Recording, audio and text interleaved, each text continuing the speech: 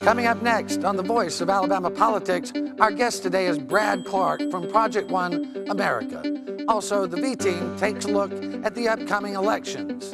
And with the investigation down in Lee County, some folks may go to jail. Is orange the new black? All this and much, much more coming up next on The V.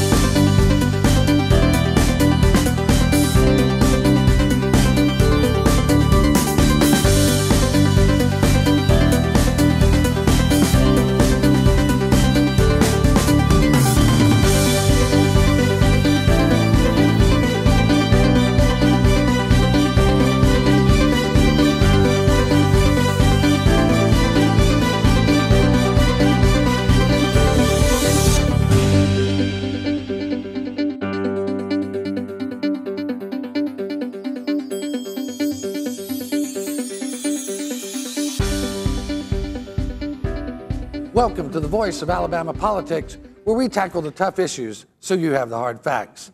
I'm your host, Bill Britt, and as always, I'm joined by the V-Team. Good morning. Welcome all. We have a special guest with us today, Beth Clayton, political consultant. Glad to have you. Thanks for having me. It's good to be here. This week, or last week, the Alabama Political Reporter obtained a tape of Bryan Taylor dishing the dirt on several politicos, including Bob Riley and others. That was a pretty interesting tape, wasn't it? It was. It's interesting to see people in their candid moments, what they're willing to say, maybe bragging a little bit about what they do for a living, maybe even stretching the truth a little bit, I heard in there. It seemed like. You know, Taylor is, he's very high on himself. Yeah, so what's the fallout amongst the bosses and the colleagues and everybody else? I think that ethics job must be slowly going down the tubes. I would think so. To throw, to say that Riley didn't trust Dale Marsh, now that's a big deal, don't you think? It's an accusation. It's a pretty nasty accusation. And went on to say that Gerald Dial was basically an idiot? Yeah. Is that what I said? Is that what I read? Is that what I heard? As if that's breaking news to anybody. Yeah. Oh, hey. Okay. They did say that Dial was loyal, and I do like the general. He's a good guy. But we've got more of that to come. But I just think it's interesting that someone would actually tape Bryan Taylor. I think they didn't trust him. Well, I don't think that's bad instinct. And the key is this tape wasn't last week or last month. This tape was from 4 or 5 years ago during during end of Riley's tenure. I believe. Yeah, it was in 2009. So somebody had good, keen instincts while others were thinking Bryan Taylor might be something. Somebody at least had But good he was a instincts. strong lieutenant for the governor. Yeah. And he was the governor's guy that they pushed. And so there's some very, very close ties there. Well, he's like a son to the Rileys, Right. I think. And I think what scared a lot of people, I heard somebody comment on this sort of behind the scenes, it seems like a lot of these tapes are starting to bubble to the surface. Yeah. You've got the Bryan Taylor tape, there are others out there. A lot of people are starting to think, you know, what have we said and who taped it? Well, if you don't think you're being taped in 2014, you're probably not. I mean, a tape it could potentially land Barry Moore in prison. I mean, you know. Well, I mean, it goes back, y'all, pre-gambling trial and when the governor was going over there, when Riley was governor and all the gaming started. I mean, it started with all the taping with Mask and Beeson Scott and everybody. Beeson, and his comments. And he was even, I don't want to say silly enough, but to make comments while he was knowing that they were being recorded, and he still said some things that shouldn't have gotten out there. Well, I think the lesson is don't say anything you don't want the public to hear about. I used to always say when I lived in D.C., this was the rule of thumb. Don't say it in a crowd unless you want to see it on the front page of the Washington Post. Well, that's probably true around here, too. Luther Strange last week came out and did a full Obama rant. Did you read about that? I read about it, and I've looked through the sample ballots. I looked through them in the primaries. I've seen them for the general, and I have not found Obama on the ballot. I can't see. Maybe somebody can help direct me to it, but there's a lot of stuff here to deal with in the state that don't have anything to do with President Obama or what he's doing. Well, and I think what he's doing is a lot of what you saw in the Republican primaries. They basically all ran against Barack Obama. I saw a poll recently this week that had Joe Hubbard actually 1 point ahead of Luther Strange, up 45-44. It was stunning. I couldn't believe it. I went through and looked and actually read into the poll a little bit just because I didn't believe it. And it seemed to check out. And I think he's probably looking at some of those same polls. I'd be interested to see what Luther Strange's internal polls showed. And And I think if he's seeing that same trend of numbers, he's got to do something. And running against Obama seems to be the only thing. Is it a good strategy, but see, Claire? you know, this is my hunch. You've worked for AGs. Yeah, I mean, I've worked for AGs, and just back to the Republican primary, the average Alabama, and the voter, there was so much apathy, they didn't vote because these commercials got so nasty in the Republican primaries, they didn't know who was really tied to Obama and who wasn't. Nobody had an issue they were running on. They were just running against Obama. And quite frankly, I'm a little shocked that some of the comments that we're going to go out and sue the Obama administration 24/7. Well, you know, that's D.C. Let's focus on what's going on in Alabama. Let's take care of the people here in the state and forget about Obama. Do you think that Joe can win this race, Joe Hubbard? It'd be an interesting race to see it happen. I mean, I haven't seen any polling data on it, so I don't have any way to actually. I mean, I know that he pulled off a big win in his House seat, so it wouldn't surprise me if he was able to win. But I haven't seen any polling data to really be able to. Well, it's one of the biggest race out there. I mean, that's the one. It's the only marquee money. November race that I can see. I mean, Joe Hubbard's got $1 million and probably more in the bank if he wants it. Luther's got more than $1 million and probably more in the bank. So it's going to be a big money race. Yeah, it'll be interesting to see. I mean, they're both young, aggressive, you know, sharp people, but who knows what's. Well, you know, it'll be fun to watch. Something that's not been fun to watch is this Clyde Chambliss, Harris Garner race up there. I mean, there are more lies being thrown around up there than you can shake a stick at. I mean, what is going on up there, Claire? Well, I mean, I'm probably not, I mean, I don't live in that Senate district. I don't know. I see it a lot in the market where I live in Montgomery. But, you know, it's your typical, you've got the business side behind one, you've got one from Otago County, you've got one from Elmore County. And I really just think it's going to be a matter of voter turnout, who can get their base to the polls to vote next Tuesday. But Clyde Chambliss has refused to say he wouldn't raise taxes. Isn't that usually a death knell to a Republican? It should be, but at some point we've got to talk about, you know, balancing the budget and paying for education in some kind of ways from both ends. We can only cut, and I think it's irresponsible to ask our elected officials to come through and sign these Grover Norquist style pledges that will never raise a dime in taxes. I mean, and I know that there's always campaign promises, there's always things that you say when you're running, but if we really want to be honest about it, it's like in your household budget. Do you say, I will never make an extra dime on my paycheck, I will only spend what I have? Or do you say, I will try to do, you know, the best of what we have? This is what they do in the legislative process, and particularly in the last 4 to 6 years. They don't raise taxes, but what they do is they pass user fees. You know, court costs have gone up, things at ADM have gone up, things at the Ag Department have gone up, things at banking, all these fees, insurance, they just fee us to death. Well, and these fees are hidden taxes. That's all they are. You've seen this in Washington for a while, and you're starting to see it creep into Alabama. Democrats are taxing spends, Republicans are borrowing spends. And you see it in Washington. They refuse to raise taxes. The Republicans do. So what do? They go borrow a bunch of money to pay for these outrageous spending proposals. The Democrats want to raise taxes to pay for it. In Alabama, we just borrowed from $147 million per year from the Alabama Trust Fund over the course of 3 years because Republicans, surprise, passed a budget they couldn't afford. Well, somebody's got to get on top of all this stuff, but we got to get out of here right now.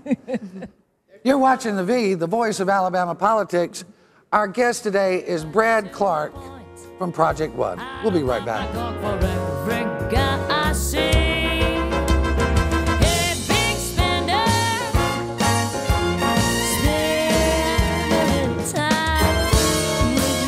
The V is sponsored by Spot On Strategies Group.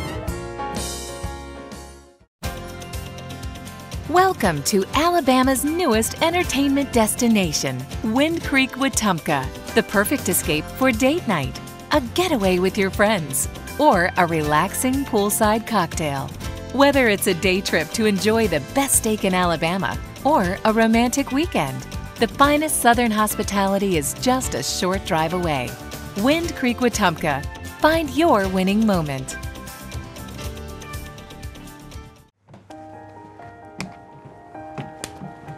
I make sure to get your kids to school and home safe every day. I am AEA. I make sure your child receives a healthy meal each day. I am AEA. Thank you, AEA, for protecting our public schools and our futures. We are AEA.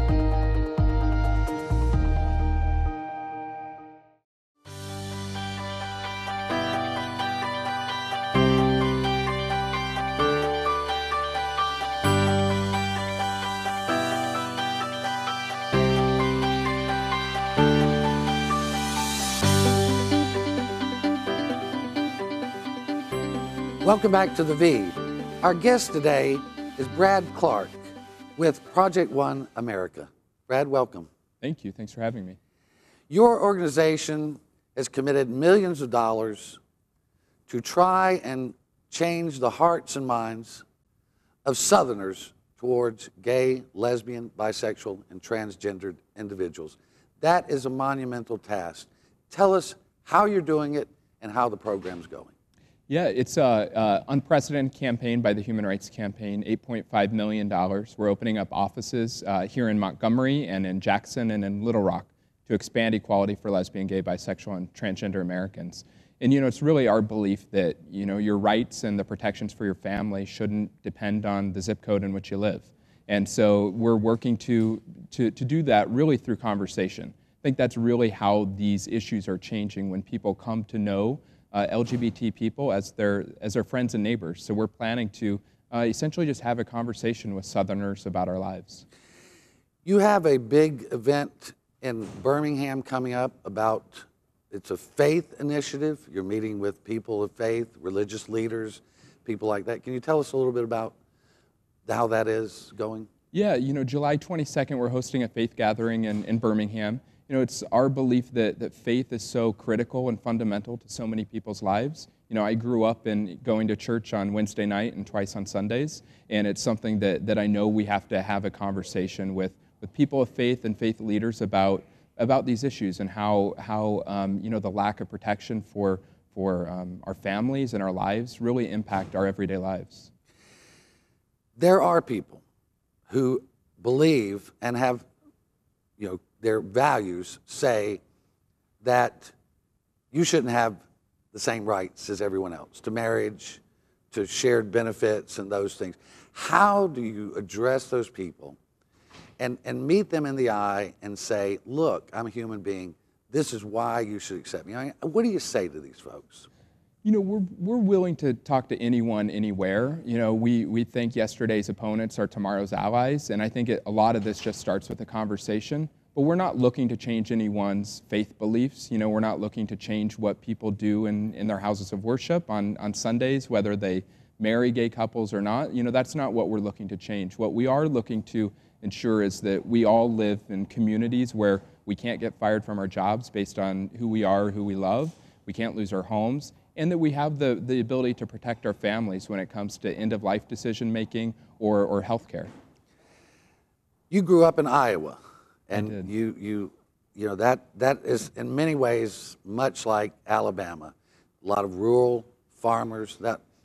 Tell us a little bit about your experience growing up and how you've evolved from that. Yeah, I grew up in small-town Iowa, and I think that experience of how closely our communities and our faith communities especially are tied into our everyday lives is quite similar. I didn't think growing up a gay kid in the 1990s that I would see how quickly these issues would progress. When I was coming out and telling my friends and family that I was gay. So I think it's incredible to see the amount of progress in many states in our country. But the reality is that everyone should have those rights, regardless of where you live. The idea of equality for gay individuals has been winning in the courts. It has been winning among the young. There is certainly, though, a generational thing. But you say this is not political for you. This is something that you're just trying to show folks the human side of this. Am I correct in that? Yeah, the only thing we know is that for the last, 3 or 4 decades, the only thing changing people's minds is when they come to know gay people as their friends and neighbors. I think about my own experience when I came out to my, sweet Republican Christian grandmother, who really, me coming out, changed her mind. And I think that's what we see around these issues. And it's not just a political issue. It's a reality. You'd be hard-pressed to find someone that doesn't know someone that's gay. And that's really what's changing our communities. I have talked with some religious leaders who have expressed to me that they wish this issue would just go away. They don't mean that they want to put it back in the closet. They mean they want to take it off the table, that they're more concerned about getting government out of people's lives and more about like pro-life issues. Really, they just have said to me, enough is enough. let's let these brothers and sisters be who they are. Are you seeing that? Certainly, you know, we see that all across the country, you know, as more and more Republicans, more and more faith leaders come out in support of these issues. You know, and I don't think that's outside this state. I think we're going to see that in Alabama, Mississippi, and Arkansas as well, where people want to move on and they want their friends and neighbors to have the same protections they have. As a gay man, you certainly have experienced some discrimination in your life and some personal things that maybe I never had to go through. Do you believe that it's possible to reach out to folks and say, listen, we're here, we're just like you in many ways? Do you think that's possible? Can you make that happen? Yeah, I think that we all have a lot more in common than we don't. And I think as more and more people come out, you know, I think about so many gay and lesbian couples who are raising children in Alabama, Mississippi, Arkansas. You know, the reality is that these states have the highest concentration of gay and lesbian couples raising children in the entire country. Really? And they lack, you know, some of the most basic protections for their families. And I think as more and more people see that we're just like everyone else and have the same hopes and dreams and just want to protect our families and be able to go to work without getting fired, I think that's what is going to change things. Last question. You've got a program now called the Summer of Conversation. Can you give us sort of the highlights on that? Yeah, you know, I think growing up, for me, summertime was spent, you know, on front porches or in backyards or, you know, at church events on Wednesdays or Sundays. And I think that's what we're trying to do, is just simply have a conversation with people where gay and lesbian folks and our allies invite their friends and neighbors and coworkers over simply to have a conversation about our lives. In Alabama, we have one gay representative, lesbian couple, Patricia Todd. Are you working with Patricia in some capacity?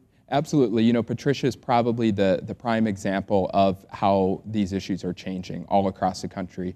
Her leadership and courage in this legislature is quite incredible, and she's been a huge champion of ours here in the state. We want to thank you for your time and good luck with what you're doing. Thank you. Our guest today has been Brad Clark. You're watching The V. We'll be right back.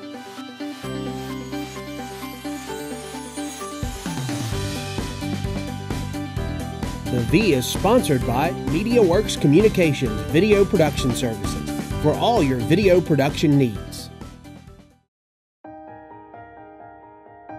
I teach. I touch the future. I am AEA. I keep the school clean every day for your children. I am AEA.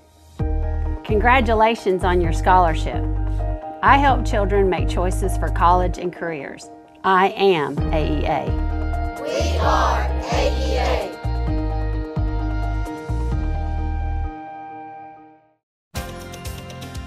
Welcome to Alabama's newest entertainment destination, Wind Creek, Wetumpka, the perfect escape for date night, a getaway with your friends, or a relaxing poolside cocktail. Whether it's a day trip to enjoy the best steak in Alabama or a romantic weekend, the finest Southern hospitality is just a short drive away. Wind Creek, Wetumpka. Find your winning moment.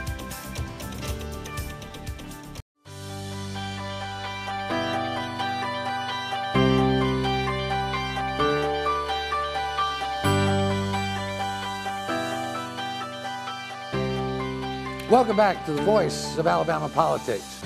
Jack, it's good to have you again today. I'm glad to be back, Bill. Thank you. We like it when you change the setup. Yeah, it just mixes it up a little bit. Beth Clayton, though, she's wonderful. Yeah, she is. We love Yeah, good Democrat. She is a good Democrat. That, you know, that's what Roger Bedford told me about. What's Bryan Taylor, when he was working on his campaign. When he was working for him, he said Bryan was a really good Democrat. Well, and for the viewers' sake, she's going to be sitting in for me some in July because I've got to have a little. Well, you know, somebody referred off to the show as Bill and the Blonde, so it's working for me. What is this primary going to be? I mean, we got voting coming up next week. It's going to be a snoozer. Snoozer, is that it? Anything exciting, Jack? Not so far. I mean, you know, you've got a couple statewide races, big congressional race, and a few Senate and House races. My major regret in this is that Jim Ziegler and Dale Peterson didn't have a bunch of money, because that could have been a really fun primary. Yeah, these are two colorful characters. Oh, absolutely. Peterson the other day said that Ziegler was the establishment candidate. Yeah. Jim said he was going to change his name to Mr. 51 after this. Yeah, that's what he told me on the phone the other day. Well, and then I thought it was interesting, the poor Peterson, he's had to go before court about his, you know, little theft thing at Walmart right here. I mean, Ziegler must have been, What if he rode his horse to the court hearing? I don't think he raises alpacas. What did he do before he ran for office? I don't know. He was We maybe should Marine. ask our Ag Commissioner, John McMillan. He would probably know. I mean, he did a lot of stuff.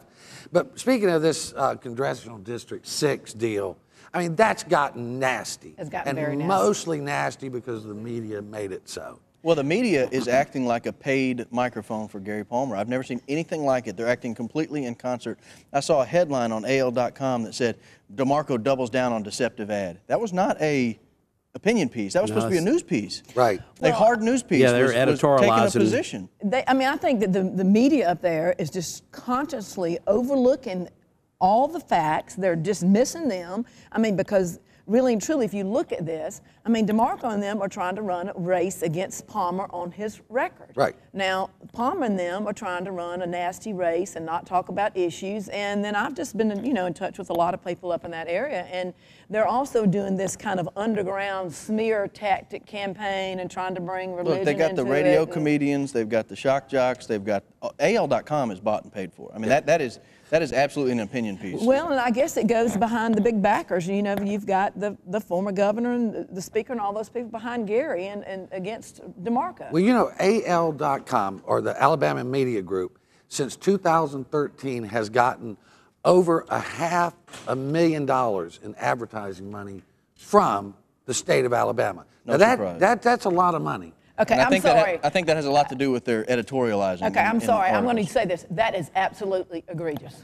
It is egregious. The taxpayers of Alabama are paying almost $500,000 I wonder if you ask a any year. of these department heads, are they aware that their departments are spending money? I bet some of them tell you the no. finance director has no idea. I bet you the governor has no idea. And if it's public health, I'd like to know if Dr. Williamson has any Well, idea. it's just amazing to me. You know, we get attacked all the time because we get advertising from AEA or the Porch Creek or somebody like that, but nobody brings up when you're kind of bought by the state. I mean, how do you get... talk about state-run media. Yeah. AL.com is officially state-run media. Well, let's go back to this race. You know, they've come out with these one cast of characters came out with this signal poll. They were the same folks that did the Dean Young-Bradley Byrne race, and they had Dean Young up 20 points over Bradley Byrne. Oh, yeah, that worked out. The same thing. They've got Gary Palmer up 20 to 30 over Paul DeMarco. I think there's no credibility there. I don't think that's credible at all. At all. I mean, because, you know, anybody knew that Burns was going to beat Young for the most part. Yeah. And I think and hope that, you know, I don't mean to be biased, but everything I've seen in this race up there, if I was voting, I would think that Paul DeMarco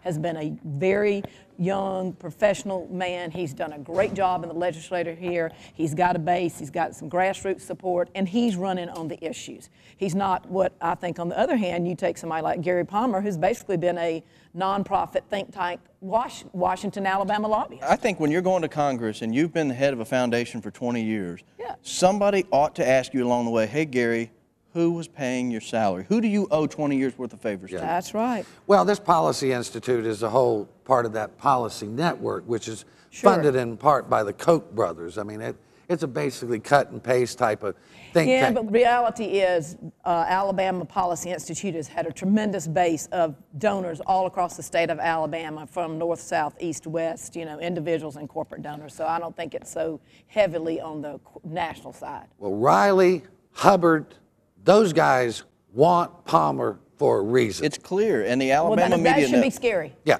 And AL.com, the Alabama Media Network, is walking in lockstep, as they always seem to do with whatever Riley and Hubbard's position is. That's AL.com's position. It's egregious. Well, it's certainly interesting from a media perspective. I did a piece this week, which I thought was kind of funny. It was called "So You're Going to Prison." And it outlines about what happens in prison life. We think that Mike Hubbard may have a shot. We think that Barry Moore may have some problems there. What would it be like for these pampered individuals to have to go and do hard time? I mean, really? Well, I think this is a question, you don't have to make it specific to any individual. I think the question is broader. When you have white-collar criminal defendants, politicians, people who are used to living a pretty pampered life, you know, and were obviously wealthy or had a leg up in life to even get into that position. What is it like going into prison? I mean, especially in Alabama prison, where we're 193% overcrowding. Yeah, this is not federal prison. No, this is not day at the beach. They're not going to get to go to the country club at Maxwell out there in Montgomery. No. Where you can find some people that you can pay off on the table and, you know, get them to your team. Allegedly. Allegedly, haven't talked to people that have spent giving some up time your in four-poster mahogany bed for a cot on the floor. I mean, it's not. Yeah, I mean, some of bologna these sandwich.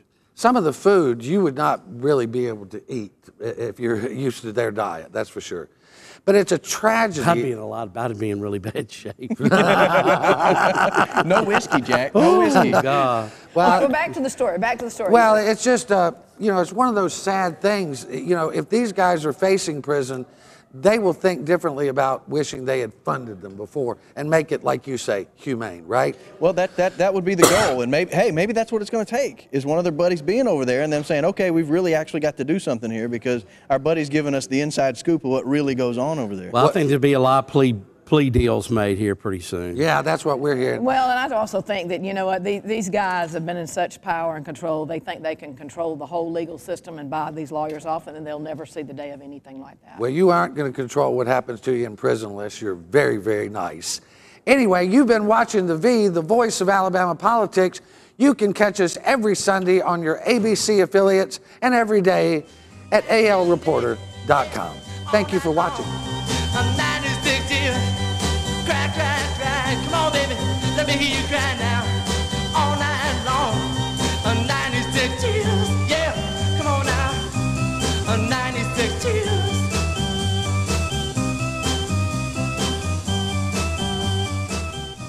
That's all, folks.